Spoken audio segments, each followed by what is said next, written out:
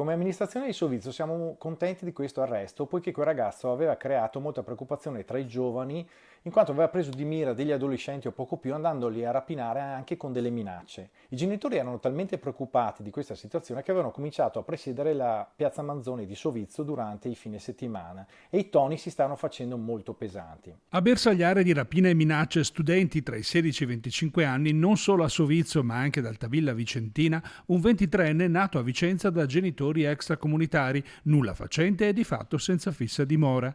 Il giovane aveva elaborato una specifica tecnica di selezione e approccio delle vittime.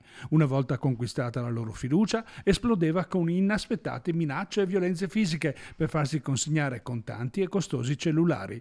Queste modalità hanno costituito la base delle indagini per Polizia Locale e Carabinieri che dalla scorsa estate hanno raccolto un corposo dossier grazie anche alla collaborazione dei genitori.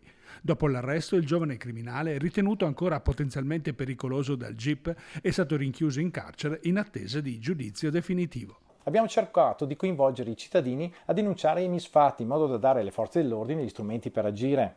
Ringrazio a nome di tutta l'amministrazione comunale di Sovizio, la Polizia Locale e i Carabinieri della Tenenza di Montecchio Maggiore per l'ottimo lavoro svolto e rinnovo il consiglio a tutta la cittadinanza di non aver paura, di farsi avanti e denunciare in modo formale ogni atto illegale al fine di agevolare le nostre forze dell'ordine.